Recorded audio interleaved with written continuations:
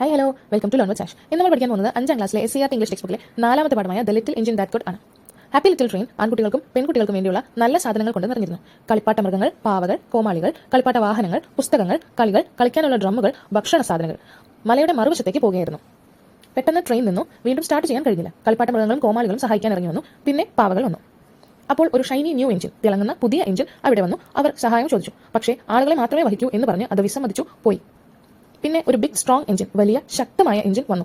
അവർ സഹായം ചോദിച്ചു. പക്ഷേ വലിയ ട്രക്കുകൾ പോലുള്ള ഭാരമുള്ള സാധനങ്ങൾ മാത്രമേ വഹിക്കൂ എന്ന് പറഞ്ഞു വിസമ്മതിച്ചു പോയി. എല്ലാവരും സങ്കടപ്പെട്ടു. പിന്നെ ഒരു ലിറ്റിൽ ബ്ലൂ എഞ്ചിൻ, ചെറിയ നീല എഞ്ചിൻ വന്നു. എന്താണ് സംഭവിച്ചതെന്ന് അന്വേഷിച്ചു.